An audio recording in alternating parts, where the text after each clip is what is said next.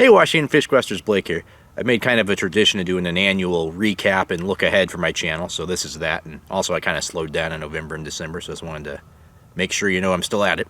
So before I move ahead into 2024, let's look at 2023. So I had one goal in 2023, and that was to shoot higher quality videos. So to me, like kind of more artistic videos, perhaps longer videos, because the previous 2 years I had chummed them out, and some were good and some were okay. But I really wanted to up my game.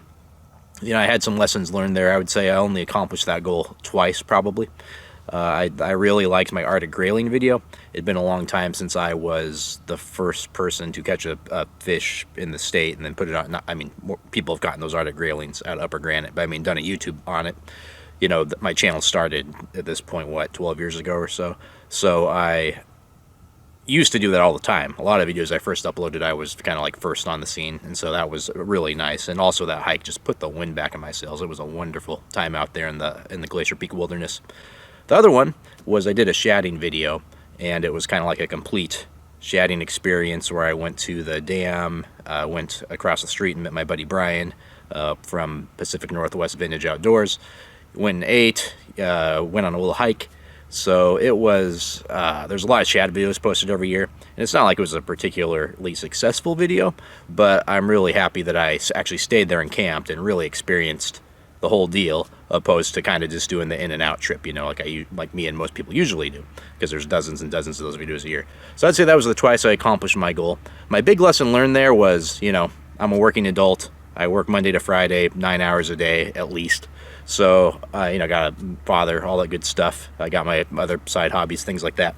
So I think I came to the conclusion, it's okay to chum them out. If that's what I gotta do to stay active, you know, there'll be a day, hopefully, when I'm retired or maybe take a sabbatical or something like that, where maybe I can just put my soul, you know, out there on the film. But that day's probably in the future, and I think I learned just to be happy with what I can do.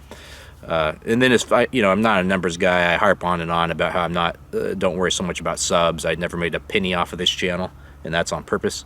And so I don't usually look at the numbers. That said, let's look at those numbers, because at the end of the year I do look and just kind of see how things went. So I had my most subs ever, not by much, it was like by 5%. And I think that's pretty normal when a channel gets rolling, because all your old content's out there and you're piling up new content on top of it. So, you know, kind of big whoop, but, you know, something, I guess. I saw that, I believe it was 100,000 hours of content has been watched. So people have watched my stuff 100,000 hours. And so I put that into a calculator, and if I did it right, that was about 11 and a half years. If one person sat down and watched all the content, it'd be 11 and a half years of someone's life. So I know I'm not the most watched channel, but that's still pretty, to me, like mind-blowing that that many people, or that much time at least, has been spent, you know, watching my stuff. So thank you from the bottom of my heart for that. And then also, you know, it's been a while since I've had any like massively popular videos, and I had two that broke 10,000 within the year they were posted. And for me, that hasn't happened in a few years, so that was kind of cool too. So one was called I believe it was called Finding Clam and Oyster Beaches in Washington State or something like that. And that one I really liked, because I just grabbed the camera and was like, oh, this is a video I could do. And one of those things was almost like a throwaway type of a video, you know, where you think, oh, that's something. And so it was kind of one of those surprises where people are using it as a kind of a how-to resource. And so that's wonderful. I love making videos like that. It didn't get sucked up by the algorithm or anything. It's people to this day are still searching it, and it's still kind of, you know, on the incline. My other one was about, I think I called it Level Up Your Buzz Bomb for Pink Salmon Fishing or something like that. That one got sucked up by the algorithm. It did more popular. It was more popular. It got like 15,000 views or something. But that one actually means less to me because, again, it was an algorithm grab opposed to people searching for it. You know, it was more like recommended and things of that nature. I enjoyed the video. And you know, pink salmon fishing's a blast, but yeah. So at any rate, that was kind of two big successes there. So overall, good year. I ended up doing 22 full-length videos, 12 shorts, and yeah. So I think I sort of accomplished my goal, but I think I learned a valuable lesson of you just gotta do what you can and not beat yourself up for it. So looking forward into 2024, and this isn't probably the greatest news if you enjoy my content. I have a different non-YouTube related goal. So when I was 17, I blew out my ACL my senior year of wrestling. And wrestling to me wasn't like a big sport. It was something I kind of did to keep busy, and I paid the price for that hubris. So the sport I liked, well, my favorite sport's boxing that I ever did. I love boxing, sport of boxing.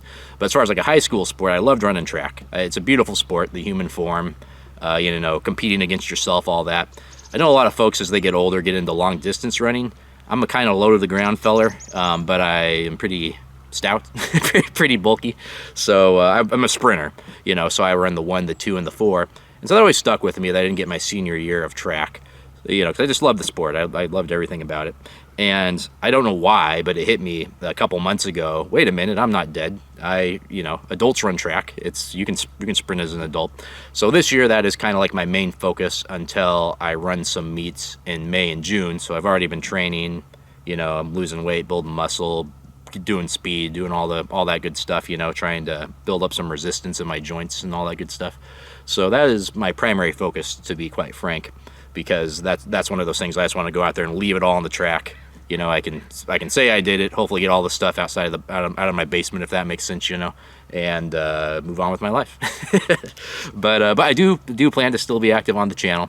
So my only real goal is I'm going to shoot at least a monthly full-length video and then a monthly short. So basically there'll be 12 regular videos and then 12 shorts. Just so you know, those shorts don't take away from the full-length videos. Those are largely to keep active. I've noticed there's a trend with a lot of channels these days making shorts because they're kind of like lotto tickets that can make your channel go from like 1,000 subs to 10,000, 100,000. I've seen 200,000, and that is not how I use them. In fact, I kind of use them the wrong way. I think I use them for like local history, and they usually go up to like a full minute, which is not what you're supposed to do with the short to make it actually get sucked up into the algorithm. But I do like to use them that way. I think it's kind of fun. So, and by the way, nothing against those channels. I'm just letting you know with my shorts, I sort of have a different end goal in mind. So at any rate, that's about it. There'll be 12 regular videos, 12 shorts. I might do more than that. I'm saying that's the bare minimum.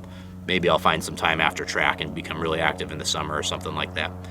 I got a video coming out later this month that I couldn't get out last year because my computer stinks still. I found some tricks, though, to get around the editing of it. It's going to be very long.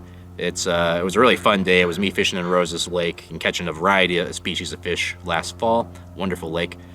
And as far as, again, looking forward, of those 12 videos, I went carping with my buddy Brad 2 years ago at Moses Lake, and I really want to learn to carp.